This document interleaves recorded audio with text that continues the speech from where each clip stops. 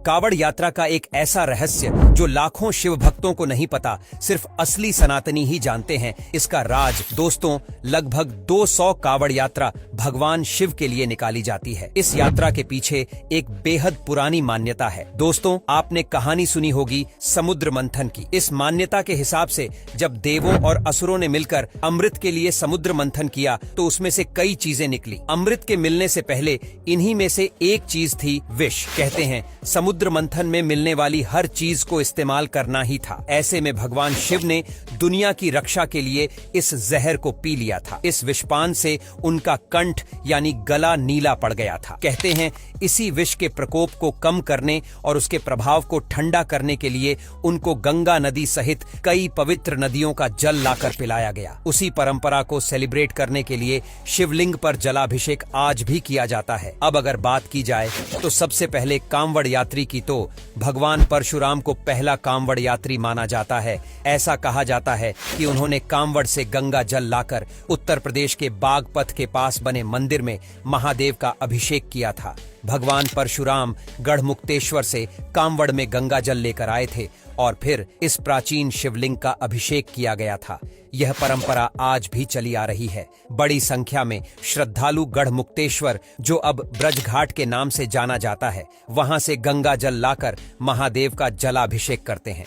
हालांकि कावड़ यात्रा की सबसे प्रसिद्ध कहानी जो जुड़ी है वह भगवान श्री राम के पिता दशरथ से जुड़ी है। आपने श्रवण कुमार की कहानी सुनी होगी, जिसमें उन्होंने अपने नेत्रहीन माता पिता को तीर्थ यात्रा कराई थी। उनके माता पिता ने मायापुरी यानी हरिद्वार में गंगा स्नान करने की इच्छा अपने बेटे से जाहिर की थी। उनकी इच्छा को पूरा करने के लिए श्रवण कुमार ने अपने माता पिता को कांवड़ पर बिठाया और हरिद्वार में गंगा स्नान कराया। वापस जाते समय गंगा जल लेकर वह गए और यहीं से कांवड़ यात्रा की शुरुआत मानी जाती है। आज भी आप कई वीडियोस में देखते होंगे कि लोग आज भी कंधे पर माता पिता को लेकर जाते हैं। वह इंस्पिरेशन इन्हीं श्रवण कुमार से मिलती है। एक और कहानी है दोस्तों त्रेता युग की। त्रेता युग में भगवान राम ने भी कांवड़ यात्रा की थी। कहा जाता है कि वह उस युग के पहले कांवड़िया थे। उन्होंने बिहार के सुल्तानगंज से गंगा जल लाकर बाबा धाम यानी देवघर में शिवलिंग का जलाभिषेक किया था। दोस्तों, कांवड़ यात्रा इतनी आसान भी नहीं होती। सावन के महीने में भोलेनाथ के भक्त गंगा तट पर जाते हैं।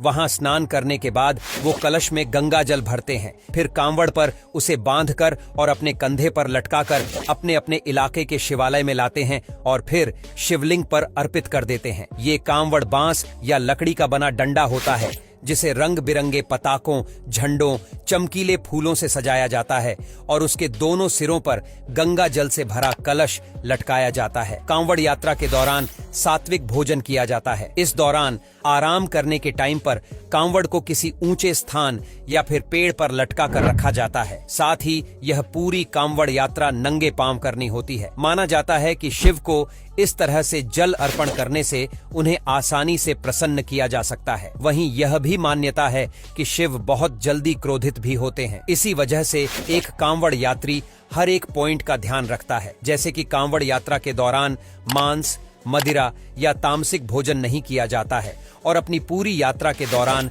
वह कांवड़ का अपमान भी नहीं करते। यहाँ तक कि वह कांवड़ को पूरी यात्रा के दौरान जमीन पर भी नहीं रखते। दोस्तों, कांवड़ यात्रा का मतलब ही होता है कंधे पर गंगा जल लाकर भगवान शिव के ज्योतिर्लिंगों पर जलाभिषेक करने की परंपरा। पूरे देश में अलग अलग जगहों पर अलग अलग तरीकों से इस परंपरा को मनाया जाता है। एग्जाम्पल के लिए उत्तराखंड में जो कांवड़ियां हैं वो हरिद्वार, गोमुख और गंगोत्री से गंगा जल भरकर इसे अपने अपने इलाके के शिवालयों में शिवलिंग पर अर्पित कर देते हैं। तो वहीं मध्य प्रदेश के इंदौर, देवास, शुजालपुर जैसी जगहों से कांवड़ यात्री वहां की नदियों से जल लेकर उज्जैन में महादेव मंदिर पर चढ़ाते हैं। ऐसे ही दोस्तों, बिहार में कांवड़ यात्रा सुल्तानगंज से देवघर और पहलेजा घाट से मुजफ्फरपुर तक होती है। बिहार में श्रद्धालु सुल्तानगंज से गंगा जल भरकर करीब 108 किलोमीटर पैदल चलकर झारखंड के देवघर में बाबा बैद्यनाथ में जल चढ़ाते हैं। तो दोस्तों,